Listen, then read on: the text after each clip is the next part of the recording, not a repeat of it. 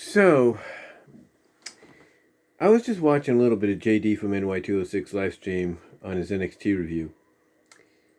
And he brought up Ikemen Jiro, who is currently a WWE talent, a Japanese talent, that is too. And I say that with all due respect, no offense. But he's a Japanese WWE talent. And apparently JD's not a fan of him, but he's curious as to why he could still have a job, but yet someone like Keith Lee can't. And this is something that I was kind of wondering whether or not somebody was going to kind of bring it up in their own way. And now that JD's kind of done that, let me kind of give you my reasonings to why. You know, you're always wondering why certain guys get over more so than others, right? Well, it's not just because of their in-ring talent. Ikemen Jiro's got great talent.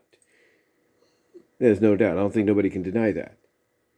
But I think it's mainly because of the fact. It's mainly because of the fact that certain men and women, even those that were formerly of the independents, if you will, these men and women not only get signed because of the in-ring talent, but they get signed because they are willing to embrace the sports entertainment side of things. Like, they're willing to learn on the fact that there is more. There is more to wrestling than just wrestling. There's more to the sport of pro wrestling than what, fans, are more used to. Fans are more addicted to and more supportive of, for companies like AEW, Impact, MLW, New Japan, you name it. That there is more to it. And I think and somewhat believe that's exactly why WWE, people like Vince, Bruce, Kevin Dunn, you name it, this is why they push these men and women. Because even though they're from independent backgrounds, they are willing to embrace, the sports entertainment side. They're willing to give it a chance. This is why someone like Ikemen Jiro is getting an opportunity. Because he's taking what obviously he created in Japan, for New Japan and for All Japan and all that, gimmick-wise, to go along with his in-ring talent, bringing it over to WWE and fully embracing it. The same with Kushida. Kushida is known for his Back to the Future type gimmick, right?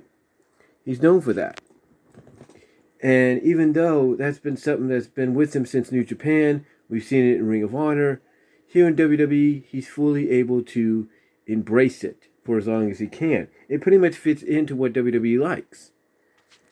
And this is why a lot of men and women, even on the main roster of independent background, who you think should focus more on being the pro wrestler that they are, get over the way they do, get the opportunities that they do, because they embrace the sports entertainment side of things.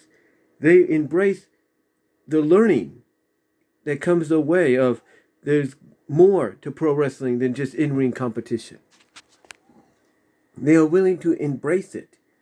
I mean, Diamond Mine, even though it feels like it's a, pro wrestling stable focus on pro wrestling, it's a combat stable that they are portraying. It's a combat stable that they're portraying.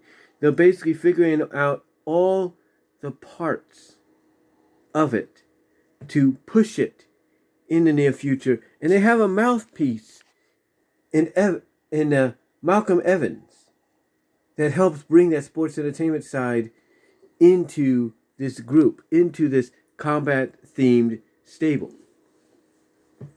This is also why Roderick Strong signed on. Because if he could be part of something that is sports entertainment related, has a gimmick, and could be potentially pushed if brought to the main roster, and thus allow himself to be paired with someone like Malcolm Evans, then obviously, he's willing to learn more. He's willing to go with it. Another good example is you look at someone like Joe Gacy. Joe Gacy is an independent wrestler, but they're not going to tell you that. And he's bringing in this sports entertainment change the world like gimmick that's kind of controversial, but it's getting him time. It's getting him time. If you catch my drift. Dakota Kai. You would think someone that probably won't be of use to WWE much longer, right? Why is she staying around? Why is an in-ring talent like her remaining? It's because she's embracing the sports entertainment side of things. That's what she's doing. You know, the same with, let's say, Mandy Rose. Mandy Rose has a bit of an independent background, but she's embracing the sports entertainment side of things. So is Bea Presley, who's under that other name now, that Gina name or Jenna name, whatever. She's getting pushed right now because she's embracing the sports entertainment side of things. You see, when you don't fight against WWE, apparently, and you say, I'm willing to learn the sports entertainment side of the business, as well as still be a pro wrestler and give you some great matches, then you're going to get opportunity. And that's why someone like Ikemen Jiro is getting opportunity. He's getting exposure because he's embracing it. He's embracing it. Will this mean he's going to stick around, or does this mean he's going to get budget cut in the future? It's hard to say. I mean, tomorrow he could get budget cut, and that's it. Next thing we know, he's bound back for Japan. But we don't know that. We don't know that. And this is why, when you look at someone like Keith Lee, he's got the Limitless gimmick.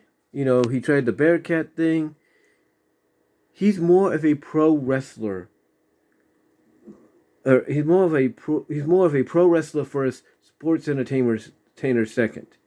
It's like he's willing to learn, but not in the way that WWE would want. The same with Mia Yim. She tried. She tried with Retribution, and it didn't really work out. It didn't really work out, so what did she do? She ended up being released because even though she tried, she was more like her boyfriend, more of a pro wrestler than a sports entertainer. Pro wrestler first, sports entertainer second. You kind of get my drift, right? It's basically, if you're willing to learn from the WWE point of view, if you're willing to come in and learn the sports entertainment side of things, you're fine. But if you're coming in and you just want to be a pro wrestler first and learn sports entertainment second, and maybe in a way you feel is more beneficial to you, you got to keep your eye out for that chopping block, if you know what I mean. Keep your eye out for that. So to me, when you get down to it, when you're willing to embrace, the sports entertainment side of things, even with a gimmick and something that you've already had established, if you're willing to embrace the sports entertainment side of things with that gimmick more so, along with being a pro wrestler, then you're going to be fine. But if you want to be a pro wrestler first and a sports entertainer second, or learn sports entertainment secondly, then you got to keep an eye out for that budget cut chopping block, if you know what I mean. But yeah, when you look at people like Ikemen Jiro, and you wonder, and like I said, you're wondering why the guys like him, guys and girls like him get opportunity, it's because they're willing to learn. That's why. But what are your thoughts? Let me know down below. Comment if you like doing the live stream, and I will talk to you later.